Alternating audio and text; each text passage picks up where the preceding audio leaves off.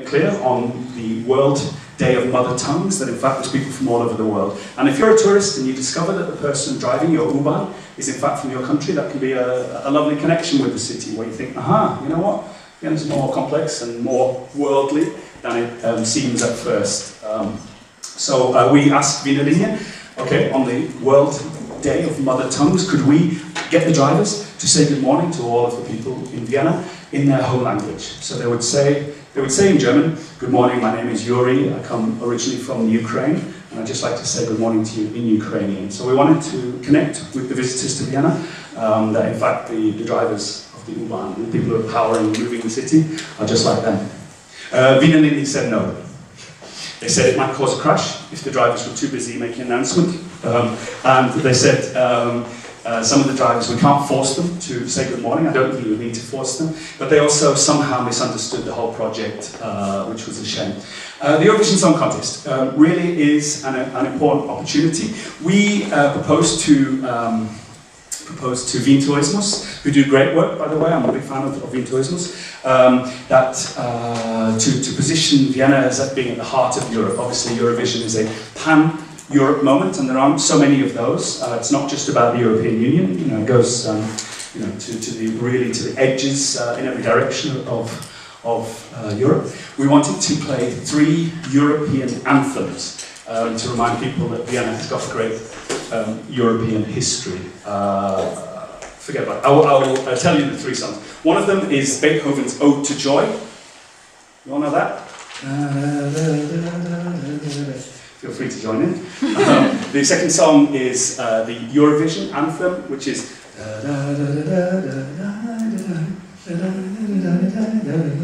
so those are 2 European anthems, but somehow when people think of Europe, they think of the European Union. And this is probably, or at least many of them do, and the European Union is not always the best presenter of Europeanness. It often seems a bit bureaucratic and lots of disputes and not to be very joyous. So we wanted to show that in fact Eurovision is a Europe-wide celebration. But most of all, there is an anthem from the Champions League. I don't know if any of you watched the football last night, but that is also a song, a great classical music song from Handel, but remixed in a slightly techno way.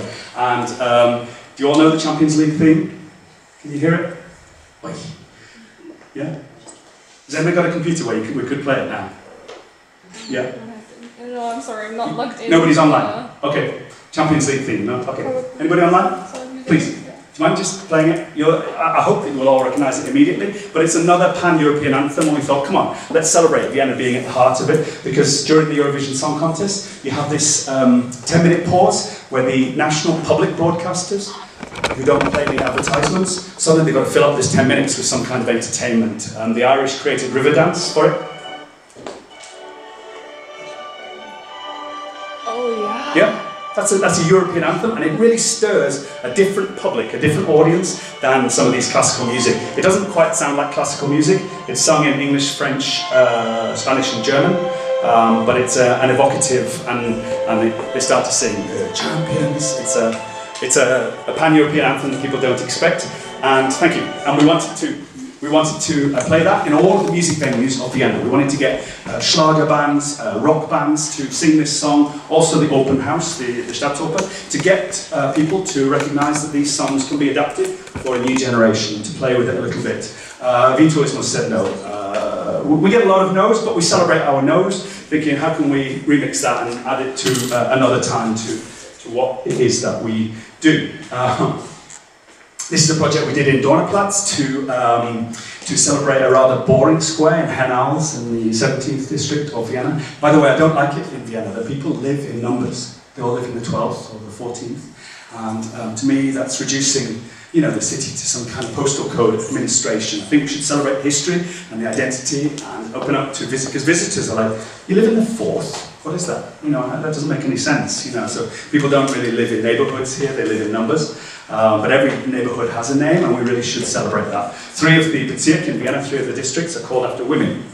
And you lose all of that if you call it the 5th, or the 6th, or the 20th. So please call your neighbourhood by its name and not its number. So yeah, we wanted to create a rainforest above this normally rather empty square. and we erected all of these umbrellas, and it was a really rainy summer. If you put up loads of umbrellas, it's destiny that there will be lots and lots of rain. And the umbrellas were no use in the rain because they moved around, so you still got wet underneath. And this is what we did the next year, Rainbow, to celebrate the homosexual angle of Vienna. I think there's something quite gay-friendly. The head of tourism in Vienna is gay, and at a time where many cities are now, many politicians see an opportunity to be populist and popular by attacking gays and stopping the pride marches. That is a big window for other cities to go, hey, if those gay people don't want to visit Moscow or Istanbul, let's get them to Vienna. And gay people spend a lot more on holiday than straight people. They don't have any children, and they do get out there. They go to the gym. They go. I'm generalising, but younger gay men especially want to engage with the locals and dance and eat and shop and do all the stuff. And so we wanted to celebrate this identity post Conchita Wurst, who I love, a great new symbol of Vienna. Gay people are also more likely to set up their own business than straight people. They often don't feel welcome in big corporations, so they set up their own, which is a good opportunity. And they disproportionately work in creative industries, which are growing industries, in fashion and music and art, in design, and therefore, it's a really good idea to attract gay people to be a gay-friendly city. And there's lots of gay tourism. 1 in 10 visitors to Vienna is gay. How to be Austrian was a project where we wanted, again, to show that Vienna is more diverse than people realise. And we asked, instead of asking, it was after this wave of migration, we said instead of asking all of the government bureaucrats what are the values that are Austrian, we decided to ask the visitors to Vienna and the migrants to Vienna what it means to be Austrian, to play a little bit around with that. We have a tour called Smells Like Wien Spirit, where we tour 20 smells that you can only find in Vienna. People expect if you're going to make a smells tour of a city that it's going to really smell bad. But in fact, Vienna smells really good, not just up here in the woods, but also across the city. There's lots of wind and fresh air and lots of interesting smells in Vienna. The Christmas markets, I don't need to describe it too much for you to imagine how they smell. We also visit, the tour is through Otterkring and Hernal, so we go to the Manna Schnitte factory, so a chocolate factory, where you have a wonderful smell of hazelnuts and chocolate. We go to the Otterkringer Brauerei, the brewery. Some people like the smell of beer, some people don't. We go to Julius Meinl, where all of the coffee is roasted. It's all roasted in Vienna. And so we wanted to somehow find a new way of looking at the city, which would be equally interesting to Viennese and to visitors. We ride on the U6 underground line, because there's supposed to be something called Chanel number U6. And this is a heady mix of marijuana, kebabs, Achselschweiß, so underarm sweat, and yesterday's vodka in your urine. We've never found this smell, sadly, because it sounds like quite a lot of fun, but it's somehow a rich people's judgment of what poor people and migrants smell like. But lots of visitors to Vienna. I love the idea that you can get sensual with the city and maybe go beyond the cliches. We don't walk through the middle of town, although we do go to 2 coffee houses. I love the smell of coffee houses, this kind of warm, brown, cake smell. And we also visit the Rose Garden on the Volksgarten, and we also made a project called Living Statues. When I first started the tours, I was making them illegally because I'm not a qualified tour guide. There is a permit that you need in Vienna to officially make tours, but I don't have that permit, and therefore I was in trouble. And twice I paid a fine of 380 euros to the city council for making an illegal tour. But this was all very good publicity for us, because journalists love to write about conflict and tension. And so if we were paying fines, getting fines from the city, and the city was trying to close down our tour, it was an illegal tour in Vienna, and lots of people, of course, want to go on an illegal tour. So again, we used something which looked like a disadvantage in our favour. And recently, the Chamber of Commerce, which ultimately is created your university and finances part of it. We made a project with them. They regulate tourism and are the official trainers of many of the tour guides in Vienna. And we took 10 of those tour guides and dressed them up as some of the most famous statues in Vienna. So Mozart and Goethe and Sissi and Franz Josef and Maria Theresia, and then we got them to speak as the original character in the Viennese or the Austrian of the time, so in German, also in English because we wanted it to be a tourism project. So again, we got the Viennese to walk around Vienna and they were able to ask any question they liked of Sissi or Mozart, and it was the day before the election in Austria, so we asked them all who to vote for in the election. But they also talked about being a statue in Vienna and what it's like being a statue, having pigeons, you know, shitting on you and listening to the same 3 songs that the musicians play over and over again, or being out in the winter, or tourists taking ridiculous selfies with you. So they were kind of critical of being a statue for so long. And they looked at how Vienna's changed. They suddenly woke up, we had a countdown, and then they woke up and they went, whoa, how are you dressed? You know, so they kind of played with the audience as well, because obviously many of them were quite conservative and quite sexist back in the day. So Smells Like Teen Spirit is still running as a project, and it plays on I think you need to be over 30 to get the joke, but it's a song from Nirvana from the 90s called Smells Like Teen Spirit, is the original name of the tour. We do midnight walks through Vienna. We do the only midnight walks in Vienna, and the city of Vienna made this tour free, and they gave us headlamps. So every participant got a headlight, and we walked this summer along the Gürtel, from one end of the Gürtel to the other, the outer ring road in Vienna. That's a walk that nobody in Vienna makes, but we started at midnight and finished about 6 o'clock in the morning in the graveyard, and it was a really hot night, as you can see. We'll be quite lucky with the weather, but you know, it's great fun to walk through the city in a big group, 55 people at midnight, just talking to everybody, just exploring it. It's a party crowd that comes with it, and everybody saw us wearing these Stirnlampe, these headlights, and went, what are you doing? You know, you look ridiculous, but that was part of the fun. And it's a good bonding exercise to walk through the city at midnight. It's quite dramatic. Anybody see Vienna on there? You recognise anything? What's that white line at the bottom? Italy. That's Italy, that's right. This is Milan. And this is the Alps here. Right. So it's interesting to get an impression of the city, about its position in Europe. I think Vienna suffers, but by the way, Vienna is the white light at the end of this line, so I'm pointing at it now. See, at the other end of the Alps. And then you can see the Westbahn train line going towards St. Pölten, Linz, ultimately Salzburg, Munich, above the Alps. So yeah, we wanted to look at where Vienna is in Europe, because I think rivalry between cities is very good for tourism. When there's 2 cities that seem to be looking at each other, it's also good for creativity. London and Paris are always looking at each other. I think Hamburg, Berlin, Barcelona, Madrid, you know, this rivalry can create something quite productive in terms of competition, but also dialogue, and of course people, you know, are interested in engaging in that. So I think Vienna is a bit too far away from Prague or some of the sort of regional provincial cities like Ljubljana or Bratislava to really kind of have opened into that kind of dialogue. In a way, the city's an island, and I like that, but it's complicated in a way for it to choose not to engage so much with its neighbours. We made a Russian tour recently of Vienna, so this is another idea that you could, I made it with a woman curator who works at the University of Vienna, from St. Petersburg, and 100 years after the revolution, we always look at what's coming up in the news and think, okay, that's coming up in the news, so 100 years of the Russian Revolution. How could we look at some stories in Vienna, which maybe aren't collected together? So we looked at 100 years of the relationship between Russia and Vienna. So this is some propaganda from 1922, and it looks very Soviet. And the city of Vienna, because it was the first democratically elected socialist government in the world, just 16 months after the Russian Revolution, which was the first socialist revolution in the world. The country, Soviet Union, and the city of Vienna were interested in each other. But we also wanted lots of Russians to walk around Vienna, you know, and to make them more visible. 1% of the Viennese population was born in Russia, but they're not so visible as some of the other minorities. But the Football World Cup will be in Russia next summer. We wanted to go to some bars, we drink a bottle of vodka on the tour.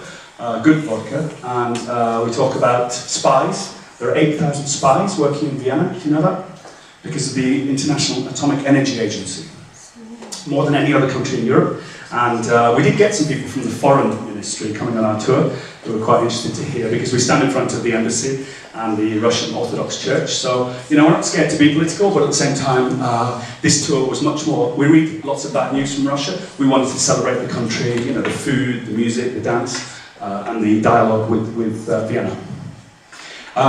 We are developing a project called Gefühlte Flak. I live in the Jewish neighborhood of Vienna. I'm not Jewish, and it is a terrible loss to Vienna, losing the Jewish people before the Second World War.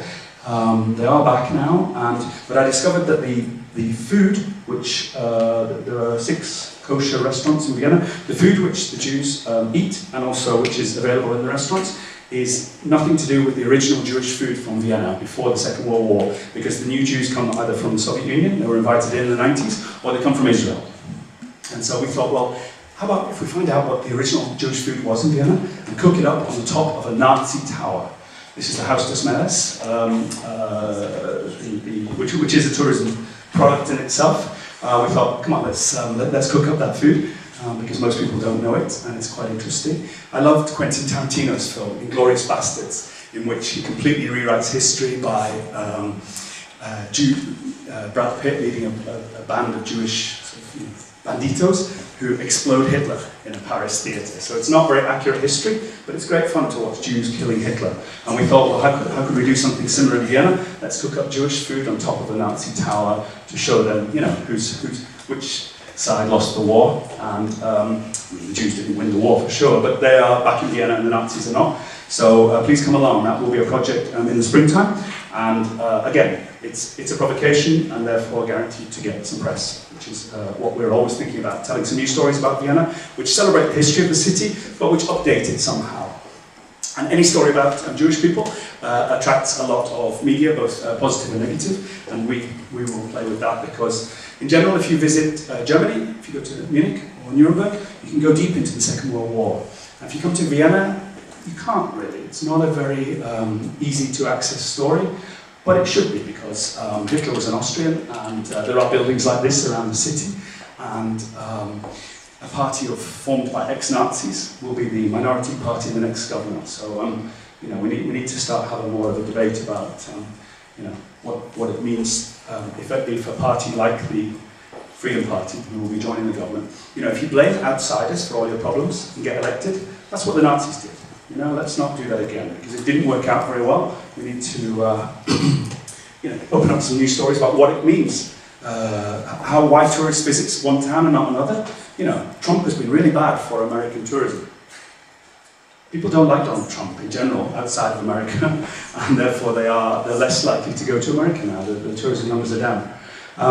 This is a project where we wanted to dress up, there are lots of Africans who were being bullied by the police, so we dressed up a Nigerian as a policeman, and just to try and play a little bit with how Vienna is understood. This is our next big project. We're very excited about this. This is the Naschmarkt car park, which runs along a river. You might not know that the Wien-Fluss, the Vienna River, runs underneath the Naschmarkt. And we are going to build a playground for adults on the Naschmarkt car park. It's used on Saturdays for a flea market, which you can see top right of the screen there. So the main Naschmarkt is down here, bottom left, heading towards Karlsplatz. But the Naschmarkt has become mainly dominated by a focus on tourism, and we want to bring the Viennese back to the Naschmarkt. So we're going to create a big seating area where you can eat the food that you buy on the Naschmarkt. We also want to have circus performance. If you build a big auditorium, you can see the brown section in the middle, and there's lots of seating, so naturally performers will collect where there is a public, and so we're going to have lots of circus performance. We're also, there's one big tree at the far end of the Naschmarkt, and we're going to build a tree house on the market, and we're going to have DJ parties in that tree house, and also storytelling after dark. And we want to bring the Viennese back there, and also to mix up with visitors. And we're going to open up the river a little bit as well. So this was the campaign just before the Eurovision Song Contest. Conchita having won the competition in Copenhagen, bringing a new gay angle to Vienna. The city thought, hey, let's have a rebrand, and so the city traffic lights, some of them were turned into homosexual couples holding hands. Great news this week that gay people will be allowed to finally marry instead of having civil partnerships in Austria from next year. But again, this sends out a beautiful symbol. I'm disappointed that City Council don't use this symbol a lot more because it is really a very vivid brand. There should be lots of t-shirts. You know, if you visit City Council, it should be the first thing on their website. But somehow it's a project from a couple of years ago which is a bit neglected by the city now. Yeah, we work quite closely with Vienna Tourism. Initially we did not because our tours were illegal, but now we get involved in brainstorming, and we're very happy to give them ideas as they give us ideas.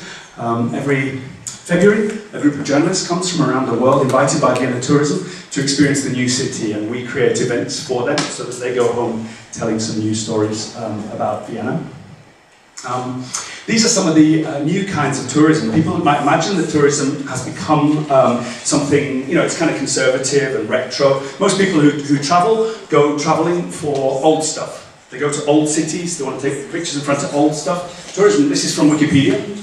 This is the kind of tourism that exists now. You know, unless you're going for work, this is what you can travel for. It's a really provocative, wild list. You might not imagine some of these people are tourists, but they're traveling away from their hometown to spend some time in your town, wherever it is. And dark tourism is the idea that some things won't be around anymore. Doom tourism, so if you go to Auschwitz, you're a dark tourist. You can find that list on Wikipedia. Some of them are astonishing. Space tourism. Soon you'll be able to go to underwater platforms to spend your holiday if you want to do that. This is partly, I shouldn't really show you lots of text, but this is why cities matter. Just take a moment to read that.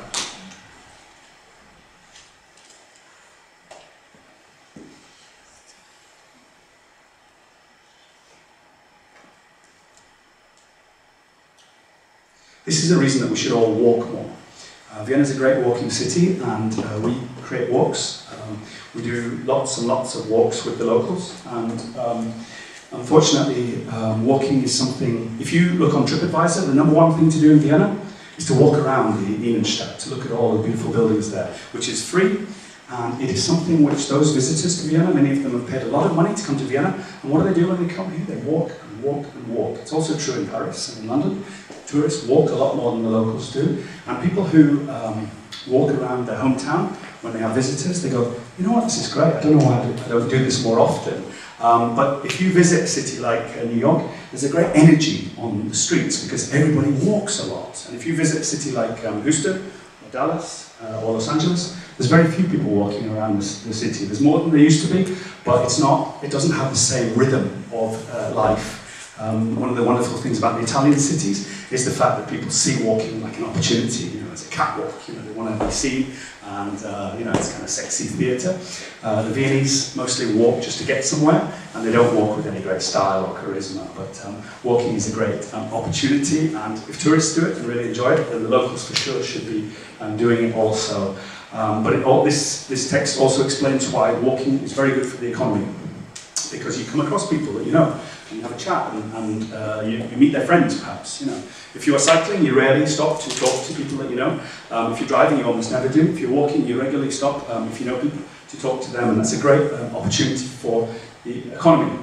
As I say, we have had lots of international press coverage. We are now in all of the guidebooks about Vienna, which is a lovely opportunity. It means that we don't need to try so hard, and that's partly because we provoke. We're not scared to be slightly disrespectful towards the tradition of Vienna, but ultimately we celebrate the city in its contemporary life. And journalists, as I say, have responded very well to people who maybe take a few risks and dare to be a little different with the coffee house conversations, with dance projects, with celebrating the Jewish tradition. As I say, I think Vienna is defined by its tourist image in a way that London and New York are not, and that's problematic, and therefore seeing tourism as an opportunity, also for Viennese to tell new stories about Vienna, not just tourism stories, but the Viennese are very excited when they read about Vienna in the international press. Most people are, when they read about their hometown, written about, you know, in The Guardian or the New York Times, and therefore it feeds back into the mentality of the city to know that people are telling new stories about you. We originally appear in the New York Times travel section or the Guardian travel section, but after a while we're just on the Guardian website, and that's a lovely thing to be. If you look for, you know, on the Guardian for Vienna, you find our Smells Like Bean Spirit tour or our coffee house conversations. Music is city branding, street fashion is city branding, politics is city branding, football, food, movies, architecture, most of all, people are city branding. Businesses, of course. There aren't so many famous businesses around the world, but I think that's also an interesting opportunity to use business to present tourism. Red Bull is the most famous Austrian product, but it doesn't identify itself as Austrian very much, sadly. I wish it did a little bit more. Swarovski, of course, is Austrian. And names like this, Red Bull was created by Mateschitz, Didi Mateschitz, whose first language when he was at school was Croatian. And obviously Swarovski's history is somewhere outside of Vienna. It's a Polish name. And Kreisky, the leader of Vienna in the 1970s, was a Jew, I believe, Czech-Polish origin. And Vasilaku, the mayor of Vienna right now, is Greek. So even if Vienna looks to be kind of traditional and very white, in fact, people come from all over the world. So yeah, that's our website. If you'd like to follow our work, we are on Facebook, Space and Place, one word. You can maybe think about how, if you're creating your own business in tourism, you can sort of copy and paste some of the ideas about how we told the story to journalists. We don't ever use press releases. We contact individual journalists and say, hey, would you like to come for a walk with us? And then we try to create something which will only ever be in their newspaper or on their TV show. You know, we don't create mass events. We flatter journalists with something which is exclusive, which is quite important. For that. And please come on some of our walks if you'd like to know more about how our approach to the city is different to other groups. It's 5:30, I think. Sorry, Geraldine, I've spoken a little bit longer than I meant to. Are there any questions? I do hope you've got some responses. I have provoked you over and over here. Please tell me.